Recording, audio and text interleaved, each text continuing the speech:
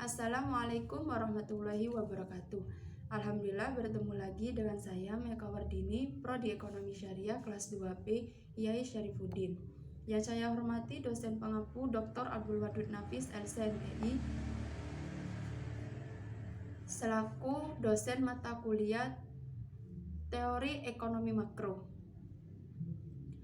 Di sini saya akan menanggapi perihal ekonomi dua sektor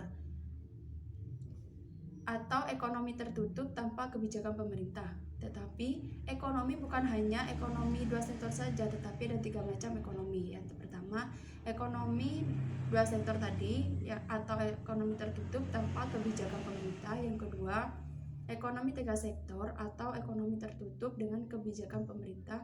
Yang terakhir, ekonomi 4 sektor atau ekonomi terbuka. Tapi di sini saya akan menjelaskan perihal ekonomi dua sektor saja. Sekaligus kita akan memahami apa sih ekonomi dua sektor dan bagaimana mengetahui diagram dari perekonomian dua sektor. Sekaligus kita akan memahami penjelasan dari investasi perekonomian, agar kita bisa menemukan keseimbangan dalam perekonomian. Yang pertama yaitu saya akan menjelaskan tentang pengertian ekonomi dua sektor, yaitu perekonomian yang terdiri dari dua sektor, perusahaan dan rumah tangga, yang merupakan bentuk yang paling sederhana dari analisis makroekonomi mengenai penentuan tingkat kegiatan ekonomi suatu negara. Dan selanjutnya mengetahui mengenai diagram perekonomian dua sektor yang terdiri dari rumah tangga produsen dan rumah tangga konsumen. Artinya perusahaan yang memproduksi barang, lalu di sini ada yang mengkonsumsinya. Rumah tangga produsen apa yang diterima oleh rumah tangga produsen ke rumah tangga konsumen, dia akan mendapatkan barang dengan menjual barang atau jasa kepada rumah tangga konsumen, dan juga tertera dengan pengeluaran. Apakah pengeluaran? Yaitu seperti produsen memproduksi beras lalu membeli padi untuk ditanam, itu disebut sebagai pengeluaran dan lain sebagainya.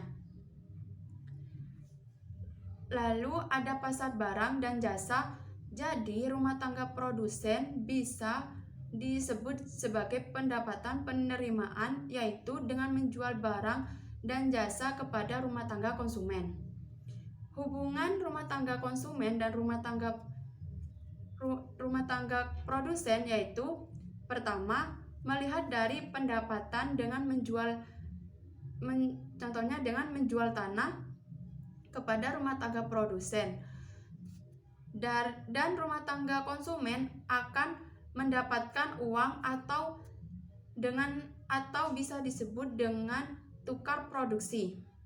Yang lain yang didapatkan oleh rumah tangga produsen dan rumah tangga konsumen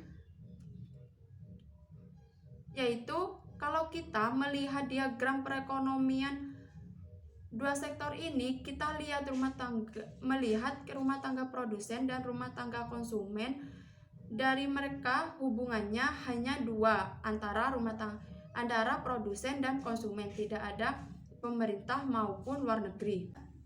Yang ketiga, saya akan menjelaskan pengertian mengenai investasi yang sering disebut sebagai penanaman modal. Investasi merupakan komponen kedua yang menentukan pengeluaran agregat.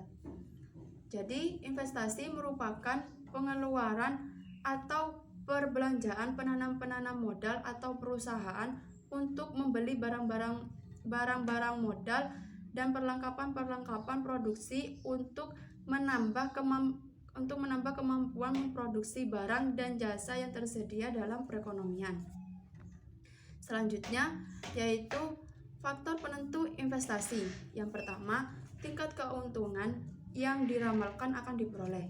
Yang kedua, suku bunga. Yang ketiga, ramalan pengenalan mengenal keadaan ekonomi di masa depan. Yang keempat, kemajuan teknologi. Dan yang kelima, tingkat pendapatan nasional dan perubahannya. Yang terakhir, keuntungan yang diperoleh perusahaan-perusahaan. Dari pertama penjelasannya saya sudah jelaskan, itu agar kita bisa mendapatkan keseimbangan dalam perekonomian. Sekian dari saya, kurang lebihnya mohon maaf. Wassalamualaikum warahmatullahi wabarakatuh.